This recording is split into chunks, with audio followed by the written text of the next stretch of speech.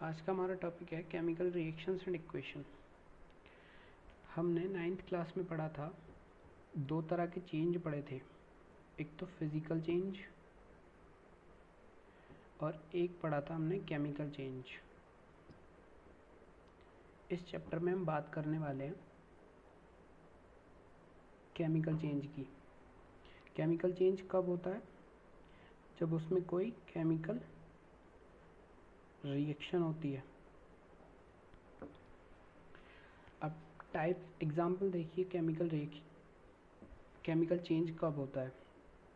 जैसे मिल्क है, मिल्क अगर कर्ड में चेंज हो जाए, या आयरन है उसको हम वाटर में, मॉइस्चर और एयर में रख दें तो आयरन रस्टिंग हो जाती है। ये हमारे कुछ एग्जांपल्स हैं केमिकल चेंज के। इन चेंजेस में केमिकल रिएक्शन इन्वॉल्व होती है, इसलिए हमको इनको केमिकल चेंज बोलते हैं। अब देखिए हमारे पास डेफिनेशन क्या है केमिकल रिएक्शन की।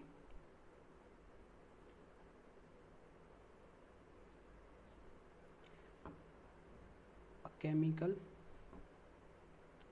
reaction involves a chemical change in which substances react to give new substances। Example में ले लेंगे हम rusting of iron. Second example cooking of food. Third digestion of food. Fourth example spoiling of milk in summer. अब हम बात करते हैं ऐसी कौन सी कंडीशंस हैं जिससे हम पता लगा सकें कि कोई भी रिएक्शन हो रही है। तो conditions to identify that a chemical reaction occurs। First condition देखिए, चेंज इन कलर। अगर कोई भी रिएक्शन हो रही है उसमें कलर में चेंज आ रहा है तो इट मीन्स वो केमिकल रिएक्शन है। Second, change of state.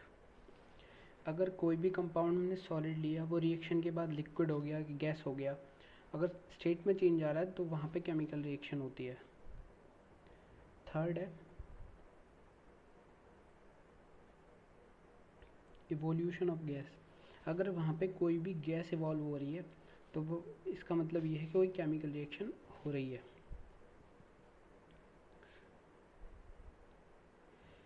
Change in temperature. अगर वहाँ टेम्परेचर में चेंज आ रहा है तो वो भी यही इंडिकेशन है हमारी कि केमिकल रिएक्शन होती है।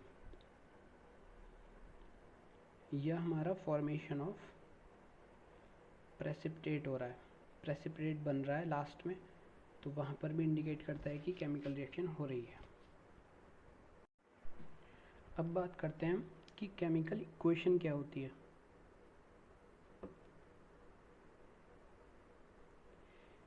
केमिकल इक्वेशन होती है symbolic representation of a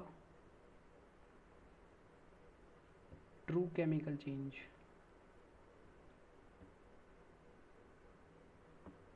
or reaction is called chemical equation, वहाँ पे हम सिंबलिक रिप्रेजेंटेशन देते हैं किसी भी ट्रू केमिकल चेंज या रिएक्शन का, वो हम केमिकल इक्वेशन कहलाती है। एग्जाम्पल देखिए, मैग्नीशियम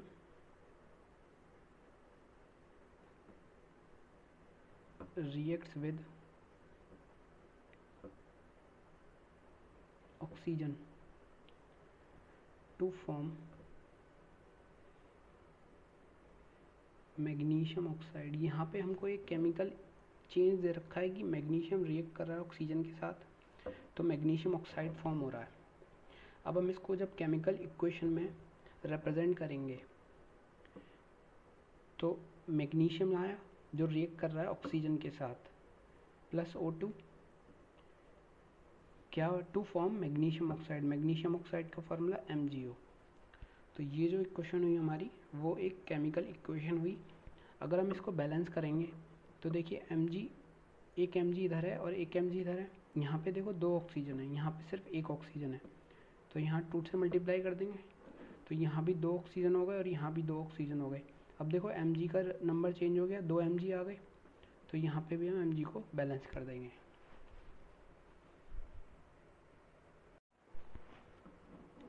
नेक्स्ट टॉपिक है हमारा how to write a chemical equation.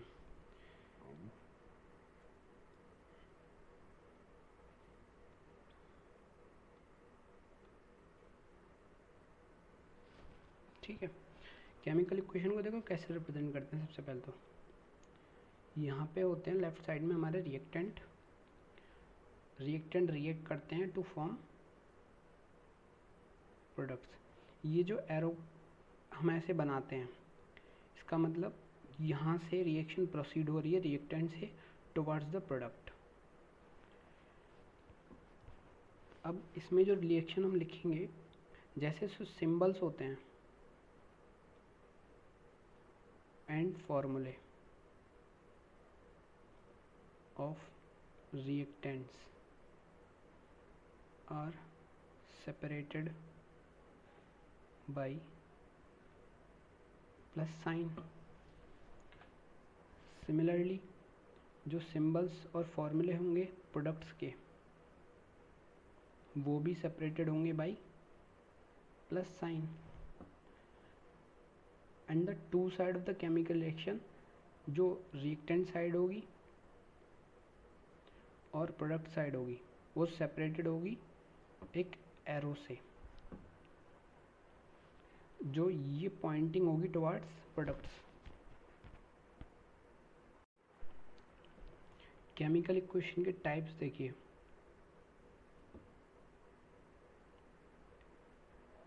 Chemical equation हमारी 2 टाइप्स की होती है।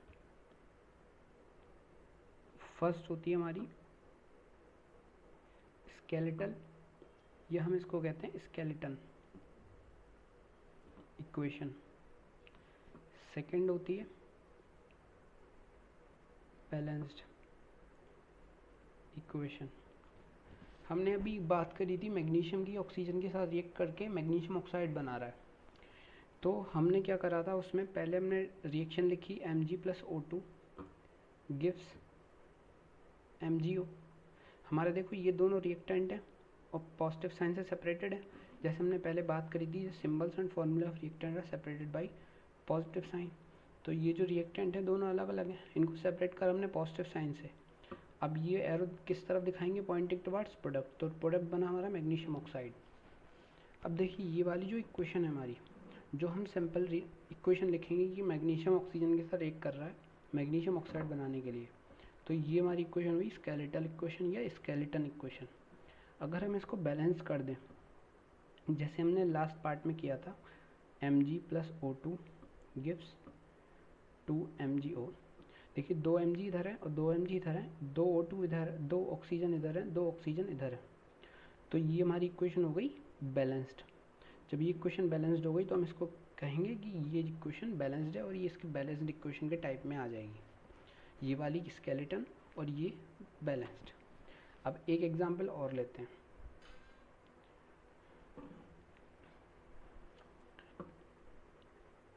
Calcium carbonate reacts with hydrochloric acid gives calcium chloride plus water plus carbon dioxide. अब ये जो इक्वेशन है हमारी, वो है हमारी स्केलेटल इक्वेशन। अब इसको हमको क्या करना है, बैलेंस करना है। तो देखो, हमको बैलेंसिंग करनी है। यहाँ पे कैल्शियम, एक कैल्शियम है, यहाँ पे देखो 2 Cl हैं, तो यहाँ पे एक Cl है सिर्फ, यहाँ इसको 2 कर दिया। अब देखो 2H और यहाँ 2H, O काउंट करो, C काउंट करोगे 1 आएगा, और O काउंट करोगे 3 है यहाँ पे, और 2 और 1 3, तो ये सब बैलेंस्ड हो गई। तो ये जो हमारी इक्वेशन है वो आ जाएगी। फिर हम इसको जब बैलेंस करेंगे तो balanced chemical equation. Next topic है हमारा एसेंशियल्स ऑफ केमिकल इक्वेशन। हमको क्या क्या रिक्वायरमेंट रहती है केमिकल इक्वेशन में, क्या मतलब क्या क्या सेटिस्फेक्शन होनी चाहिए किसी भी केमिकल इक्वेशन में। सबसे पहला है must be a true chemical change. मतलब ये है कि कोई भी अगर इक्वेशन हम दिखा रहे हैं उसमें, तो वहाँ केमिकल चेंज होना ज़रूरी है। सेकंड है इट मस्ट बी बैलेंस्ड। जो केमिकल इक्वेशन हम लिख रहे हैं वो बैलेंस्ड होनी चाहिए। थर्ड में जितने भी सब्सटेंस यहाँ लिखे जाएंगे वो मॉलिक्यूलर फॉर्म में होने चाहिए, एटॉमिक फॉर्म में नहीं होने चाहिए। एग्जाम्पल देखिए, जैसे हम ऑक्सीजन लिखेंगे तो ऑक्सीजन को हम O2 लिखेंगे उसकी मॉलिक्यूलर फॉर्म में, हम उसको सिर्फ O ना लिख के एटॉमिक फॉर्म में हम उसको नहीं लिखेंगे। ये फॉर्म लिखी जाएगी हमारी molecular form. Similar case hydrogen की, ये मॉलिक्यूलर फॉर्म लिखी जाएगी, सिर्फ हम H नहीं लिखेंगे।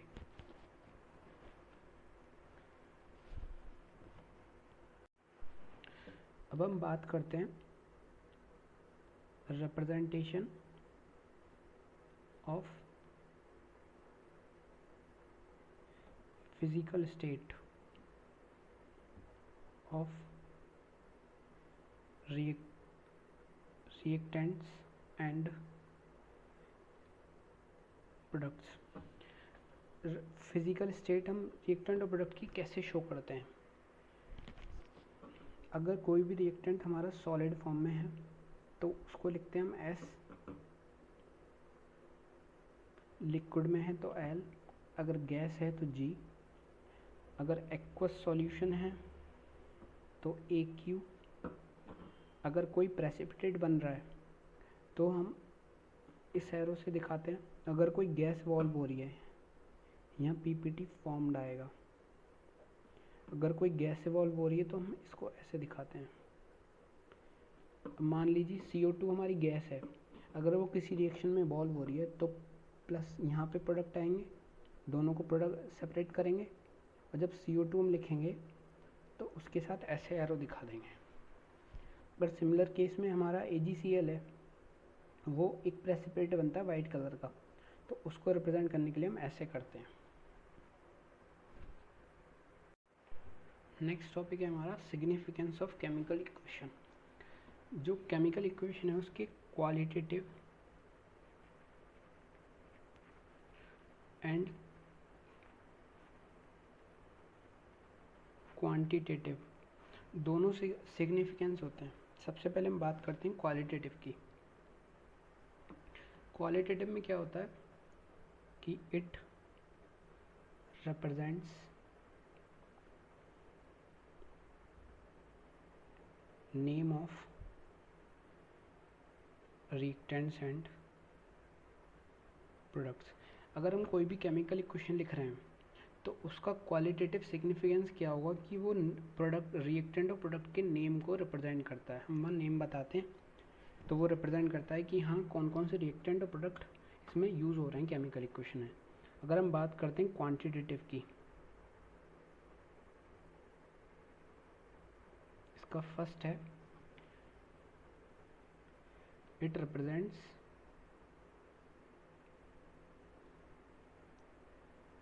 relative number of molecules of reactant and products, ये बताता है कि कितने नंबर ऑफ मॉलिक्यूल रिएक्टेंट और प्रोडक्ट के यूज हो रहे हैं केमिकल इक्वेशन में। It also represents number of moles of reactant and products. Third one, it represents relative mass of reactant and products. Fourth one, it represents relative volume of gaseous reactant and products. ये हमारे significance हैं कोई भी chemical equation को जब represent करते हैं हम, तो ये हमको चीज़ पता लगती हैं किसी भी केमिकल इक्वेशन से, जो दो टाइप की होती है, क्वालिटेटिव और क्वांटिटेटिव। क्वालिटेटिव में होता है कि नेम ऑफ रिएक्टेंट और प्रोडक्ट बताता है, क्वांटिटेटिव में वो नंबर ऑफ मॉलिक्यूल बताएगा रिएक्टेंट और प्रोडक्ट के, या नंबर ऑफ मोल बताएगा, या रिलेटिव मास हैं रिएक्टेंट और प्रोडक्ट के, या रिलेटिव वॉल्यूम है जो गैसियस रिएक्टेंट और प्रोडक्ट हम यूज़ कर रहे हैं। हमारा नेक्स्ट टॉपिक है बैलेंसिंग ऑफ केमिकल इक्वेशन। यहाँ पे हम एक मेथड पढ़ते हैं, hit and trial method of balancing of equation. तो देखिए सबसे पहले इसमें स्टेप क्या क्या है। सबसे पहले हमको क्या करना है, calculate the number of atom of each element on both side. हमको रिएक्टेंट साइड के एटम और प्रोडक्ट साइड के नंबर ऑफ एटम दोनों एक बार लिख लेने हैं रिएक्शन के नीचे।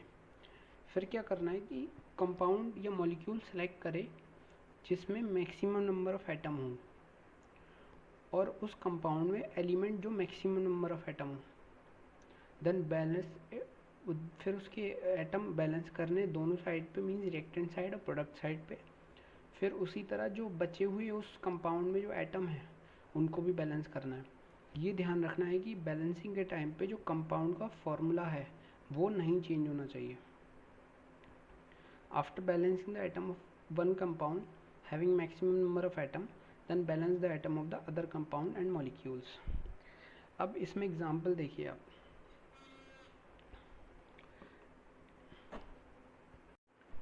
इसमें एग्जाम्पल देखिए आप, एग्जाम्पल है हमारा Fe plus H2O gives Fe2O3 plus H2। अब देखिए यहाँ पे जो हमारा बिगेस्ट मॉलिक्यूल है वो Fe2O3 है। तो हम जब स्टेप 1 करेंगे तो इसमें जो बिगेस्ट मॉलिक्यूल हमारा क्या है, Fe2O3। तो अब जो ऑक्सीजन है हमारी, इसमें maximum number of item oxygen के हैं। अब यहाँ पे देखिए, यहाँ पे एक ऑक्सीजन है, तो पहले हम क्या करेंगे, H2O को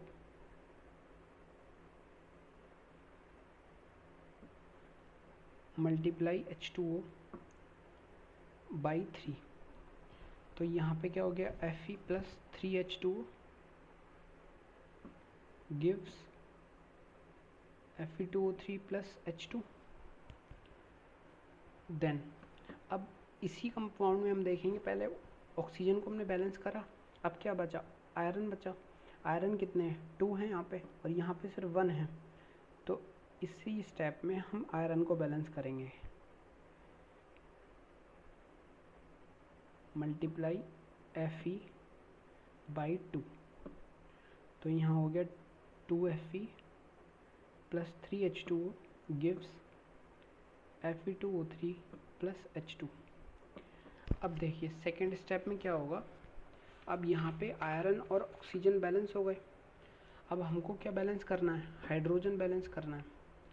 तो यहाँ पे जब स्टेप 2 हम लगाएंगे, जब हाइड्रोजन यहाँ पे बैलेंस करेंगे, यहाँ पे देखिए कितने हाइड्रोजन हुए, H2 है और 3 2 जा 6 मीन्स 6 हाइड्रोजन हुए। अब यहाँ पे कितने हाइड्रोजन है, 2। तो इसको भी 6 करना है, तो मल्टीप्लाई H2 बाई 3, तो ये हो जाएगा हमारा 2Fe plus 3H2O gives Fe2O3 plus 3H2। अब एक बार कंफर्म कर लीजिए कि ये बैलेंस हुई या नहीं। तो देखिए Fe कितने हैं हमारे पास, यहाँ पे 2 हैं, H कितने हैं, यहाँ पे 2 और ये 3, तो 3 2 जा 6 हाइड्रोजन हो गए। ऑक्सीजन यहाँ पे 1 है, तो 3 1 जा 3 और ये 3 ऑक्सीजन आ गए। सिमिलरली Fe कितने हुए यहाँ पे देखिए 2 है, ऑक्सीजन यहाँ पे कितने हुए 3 और हाइड्रोजन कितने हुए 3 2 जा 6, तो देखिए Fe2 OH 6 आ गए, H यहाँ पे 6 आ गए, O3 आ गए, O3 आ गए। इसका मतलब ये इक्वेशन हमारी बैलेंस्ड इक्वेशन हो गई। नेक्स्ट एग्जांपल देखिए बैलेंसिंग ऑफ इक्वेशन का।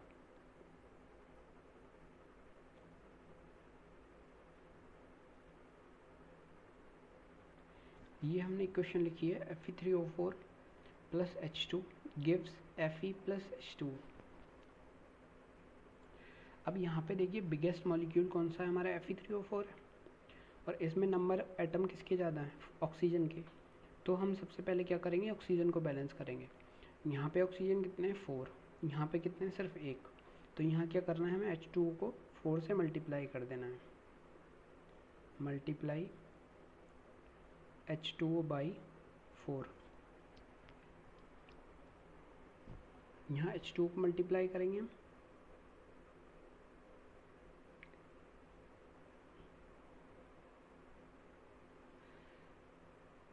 अब देखिए सेकेंड स्टेप में इसी का हम आयरन लेंगे, जो हमने बिगेस्ट मॉलिक्यूल लिया, ऑक्सीजन को बैलेंस कर दिया। अब आयरन का देखिए, आयरन कितने हैं यहाँ पे Fe3, यहाँ पे Fe है 1, तो मल्टीप्लाई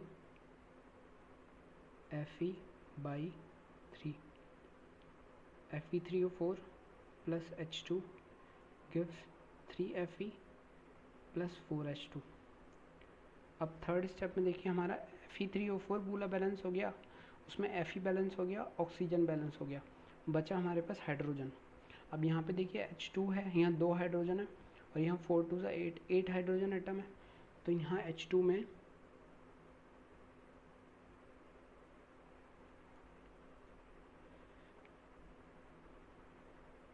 फोर से मल्टीप्लाई कर देंगे, तो ये हो जाएगा Fe3O4 plus 4H2 gives 3Fe plus 4H2। अब एक बार हम बैलेंसिंग चेक कर लेते हैं। Fe देखिए यहाँ 3 है, ऑक्सीजन कितने हैं 4 और H कितने हैं 4 2 जा 8। यहाँ देखिए Fe3, ऑक्सीजन कितने हैं 4 और हाइड्रोजन है 4 2 जा 8, तो Fe3O4 O4 H8 और H8, तो ये क्वेश्चन हमारी हो गई बैलेंस्ड। एक इक्वेशन है जो हमें वर्ड फॉर्म में दे रखी है, मीन्स वर्ड इक्वेशन दे रखी है हमको, sodium plus water gives sodium hydroxide plus hydrogen. तो हम इसको पहले एक सिंबल फॉर्म में कर लेंगे, सोडियम Na हो गया plus water H2 gives NaOH plus, ये देखिए हाइड्रोजन दे रखा है, हमने सिर्फ हाइड्रोजन लिखा, लेकिन हमने क्या पढ़ा हुआ है कि कभी भी एटॉमिक फॉर्म नहीं होती, इक्वेशन में हमेशा मॉलिक्यूलर फॉर्म होती है। तो यहाँ पे हम क्या करेंगे H2 करेंगे, क्योंकि ये मॉलिक्यूलर फॉर्म है, एटॉमिक फॉर्म हम नहीं लिखते, मॉलिक्यूलर फॉर्म लिखते हैं, एटॉमिक फॉर्म नहीं लिखते हम। तो यहाँ पे देखिए अब हम पहले NaOH लेंगे, ये हमें मॉलिक्यूल बड़ा लग रहा है तो हमने NaOH ले लिया। अब देखो Na बैलेंस है, एक Na इधर है और एक Na इधर है। अब ऑक्सीजन देखते हैं, देखो एक ऑक्सीजन इधर है और एक ऑक्सीजन इधर है, ये भी बैलेंस है। अब हाइड्रोजन देखो, हाइड्रोजन यहाँ पे एक है और यहाँ पे भी हमारे पास हाइड्रोजन है, तो यहाँ पे भी हाइड्रोजन, यहाँ ये 2 हाइड्रोजन और 1 हाइड्रोजन, तो कितने हाइड्रोजन हुए? 3 हाइड्रोजन हुए। यहाँ पे कितने? 2। तो हमको क्या करना पड़ेगा? हाइड्रोजन बैलेंस करना है। हाइड्रोजन बैलेंस करने के लिए हम इवन नंबर में करने के लिए हम 2 से इधर मल्टीप्लाई कर दें, 2 से इधर कर दें और 2 से इधर कर दें। तो देखो 2Na 2Na 4H2 4 हाइड्रोजन हो गए, 2 हाइड्रोजन ये हो गए और 2 हाइड्रोजन ये हो गए और 2 ऑक्सीजन और 2 ऑक्सीजन। हम ऐसे भी कर सकते हैं कि Na plus H2 gives NaOH plus H2। देखो 3 हाइड्रोजन है, यहाँ पे 2 हाइड्रोजन है,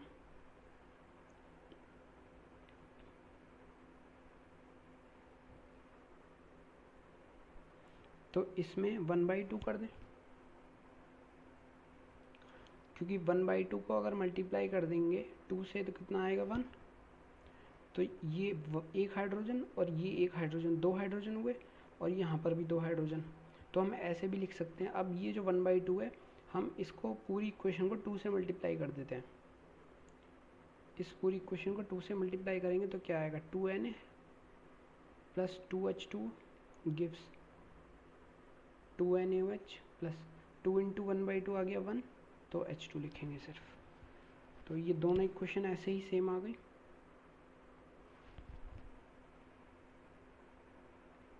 आप ऐसे मेथड अप्लाई करो या डायरेक्ट कर लो, दोनों मेथड ठीक है।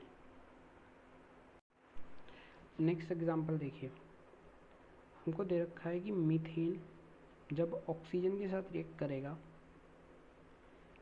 तो carbon dioxide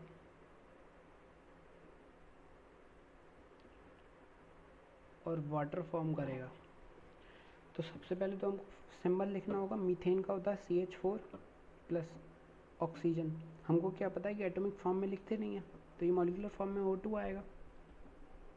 gives carbon dioxide का CO2, वाटर का H2O। अब देखिए यहाँ पे पहले कार्बन 1 है, यहाँ पे कार्बन 1 है, बैलेंस है। 4 हाइड्रोजन हुए, यहाँ पे 2 हाइड्रोजन, इसकी मल्टीप्लाई 2 से कर दी हमने, तो ये 4 हाइड्रोजन और ये 4 हाइड्रोजन। अब देखिए यहाँ पे 2 ऑक्सीजन यहाँ पे और 2 ऑक्सीजन यहाँ पे, 4 ऑक्सीजन हो गए, तो इसकी मल्टीप्लाई जब 2 से कर दी तो 4 ऑक्सीजन इधर हो गए, मीन्स कार्बन हो गए 1, हाइड्रोजन हो गए 4, ऑक्सीजन हो गए 4, क्योंकि कार्बन 1 है, हाइड्रोजन 4 हैं और ऑक्सीजन 2 2 जा 4। यहाँ पर कार्बन 1, ऑक्सीजन 2 और 2 4, हाइड्रोजन 2 2 जा 4। तो ये बैलेंस्ड हो गई इक्वेशन। ऐसे ही आपको एग्जाम्पल ट्राई करने हैं बैलेंसिंग के लिए। अब ये वाली इक्वेशन देखिए आप, इसमें देखो CuO NH3 के साथ रिएक्ट कर रहा है, copper oxide reacts with ammonia to give copper, nitrogen and water molecule. अब देखो यहाँ पे NH3 लेते हैं हम सबसे पहले, यहाँ पे 3 हाइड्रोजन है, तो पहले क्या करना है? हमको हाइड्रोजन को बैलेंस करना है। यहाँ पे हम क्या करेंगे कि हाइड्रोजन यहाँ पे 3 है और यहाँ पे 2 हैं, तो NH3 की मल्टीप्लाई करते हैं हम 2 से और हाइड्रोजन H2O की करते हैं हम 3 से, तो 3 2 जा 6 करेंगे और 3 2 जा 6 करेंगे तो दोनों बैलेंस हो जाएंगे। तो ये लिखेंगे CuO plus 2NH3 gives Cu plus N2 plus 3H2O। अब देखिए यहाँ पे 2 नाइट्रोजन और 2 नाइट्रोजन बैलेंस हो गए, हाइड्रोजन बैलेंस हो गए। अब हमको क्या बैलेंस करना है? एक तो कॉपर करना है, एक ऑक्सीजन करना है। अब देखो यहाँ पे कितने ऑक्सीजन है? 3 ऑक्सीजन है, तो हम CuO की मल्टीप्लाई 3 से कर दें, तो 3CuO plus 2NH3 gives Cu plus N2 plus 3H2O। अब देखो यहाँ पे क्या बचा? हमारा कॉपर बैलेंस होने से बचा। अब यहाँ 3 कॉपर है और यहाँ पे सिर्फ 1 कॉपर है, तो हम क्या करते हैं? कॉपर की मल्टीप्लाई करते हैं 3 से।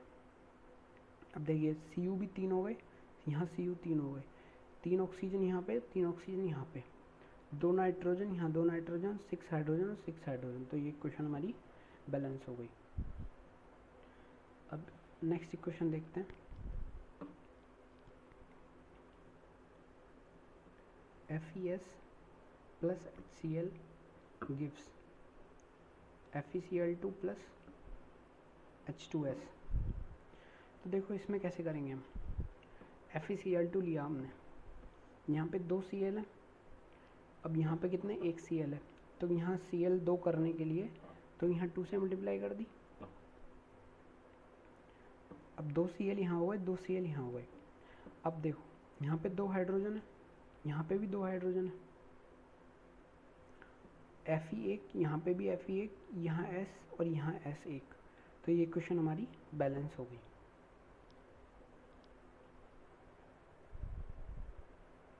बाकी अब बैलेंसिंग इक्वेशन ट्राई करिए और नेक्स्ट लेक्चर में बात करेंगे टाइप्स ऑफ केमिकल रिएक्शंस की।